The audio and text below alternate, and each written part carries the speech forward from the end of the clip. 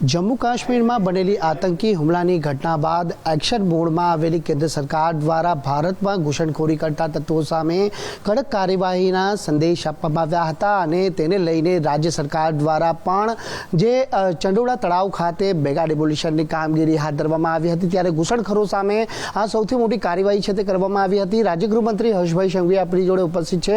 હર્ષભાઈ, સૌપ્રથમ તો આજે ચંડોળા તળાવની જે કાર્યવાહી હતી એ કાર્યવાહી કયા પ્રકારની હતી ને જે ભારતમાં ગુજરાતમાં પણ ઘૂસણખોરી કરતા લોકો માટે આ કેટલા સીધા સંકેત? સર્વપ્રથમ તો દેશના લોકપ્રિય પ્રધાનમંત્રી આદરણીય શ્રી નરેન્દ્રભાઈ મોદીજીના માર્ગદર્શનમાં અધ્યક્ષસ્થાને કેબિનેટ કમિટી ઓફ સિક્યોરિટીમાં જે નિર્ણય લેવાયો કે કોઈ બી પ્રકારે પાકિસ્તાનીઓ કે ઘૂસપેઠીઓ એની ઉપર સંપૂર્ણપણે દરેક રાજ્ય એકદમ ગંભીરતાપૂર્વક પગલાં ભરવામાં આવે અને આ રાજ્ય સરકારની જવાબદારીઓ છે। તો રાજ્ય સરકારે આ બાબતે ખૂબ ગંભીરતાપૂર્વક ગુજરાતભરમાં તમામ દિશાએ રેડ કરવાનું ચાલુ કર્યું અને ખૂબ મોટા પાયે આપણે ઘૂસપેઠીઓને પકડવામાં સફળતા પ્રાપ્ત થઈ છે। ખાસ કરીને આપ સૌ લોકો જાણો છો કે આજથી 4 મહિના પહેલાં બી આપણે 72 જેટલા બાંગ્લાદેશીઓને પકડ્યા હતા, જેમાંથી 48 જેટલા લોકોને ડિપોર્ટ કરવામાં સફળતા પ્રાપ્ત થઈ છે। આ પહેલીવાર આપણે નથી ઓપરેશન કરી રહ્યા, આપણે નિરંતર રૂપે આ પ્રકારની ચેકિંગો ચાલુ રાખતા હોઈએ છીએ અને આ પ્રકારના જે બી ઘૂસપેઠીઓ છે એની ઉપર અમે કડક પગલાં ભરતા આવ્યા છે। ખાસ કરીને ચંદોલાની અગર વાત કરીએ તો ચંદોલા તળાવને અગર તમે બારીકાઈથી જો એકદમ બારીકાઈથી જો જોશો તો તમને અંદાજો આવશે કે ખૂબ વર્ષોથી એટલે કમસે કમ 40-50 વર્ષથી તબક્કાવાર ત્યાં કબજો અલગ અલગ લોકો દ્વારા લેવામાં આવી રહ્યો હતો। 2010માં પહેલીવાર મોદી સાહેબ જ્યારે મુખ્યમંત્રી હતા ત્યારે પહેલીવાર અહીંયા ચંદોલા તળાવની અંદર ખૂબ મોટા પાયે ડિમોલિશન ચાલુ કરવામાં આવ્યું હતું, જેને એકદમ જોઈએ તો મેસિવ લેવલ પર કરવામાં આવ્યું હતું। પરંતુ અમુક રાજકીય પક્ષો દ્વારા ખાસ કરીને જેમના માટે વોટ બેંક બી છે, આવા ઘૂસપેઠીઓને વોટ બેંકમાં કન્વર્ટ કરવામાં જે લોકોના ઓપરેશનો ચાલતા હોય છે એવા લોકો દ્વારા કોર્ટનો સહારો, લીગલ સહારો, આ ઘૂસપેઠીઓને ગરીબ બતાડીને આ છે તે છે લાંબી પ્રક્રિયામાં કંઈક ને કંઈક નાખવાનો પ્રયાસ કરવામાં આવ્યો હતો।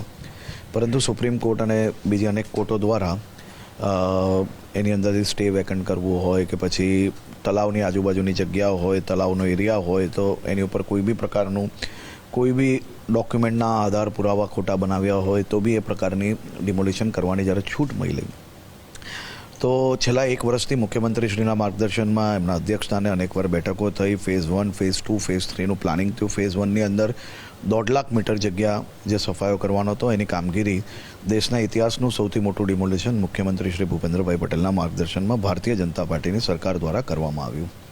આ જ જગ્યાને અમે ધ્વસ્ત કરી છે જ્યાંથી 4 જેટલા આતંકવાદીઓ પકડાયા હતા, જ્યાંથી ડ્રગ્સના કાર્ટલો પકડાયા હતા, જ્યાંથી નાની મુસ્લિમ દીકરીઓને દેહ વેપારનો શિકાર બનાવવામાં આવ્યો હતો, જ્યાંથી થોડા દિવસ અગાઉ જ ખૂબ મોટી સંખ્યામાં પાછા બાંગ્લાદેશીઓ પકડાયા હતા।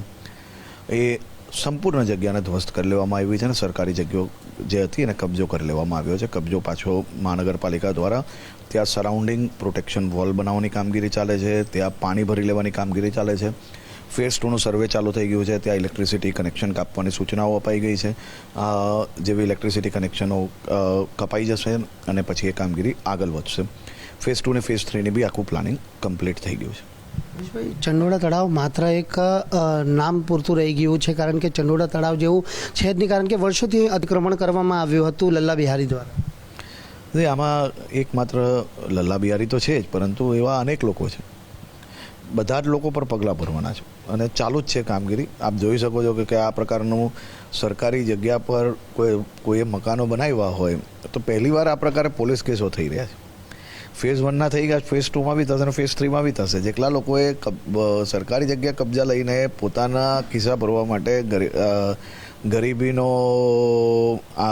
પેલો ચહેરો બતાડીને કાયદાકીય લડાઈ લડતા હોય અને આ લોકોને ભાડું વસૂલતા હોય એવા એક લોકો પર કેસ કરવામાં આવશે અને ગંભીરતાપૂર્વક કડક પગલાં ભરવામાં આવી રહ્યા છે।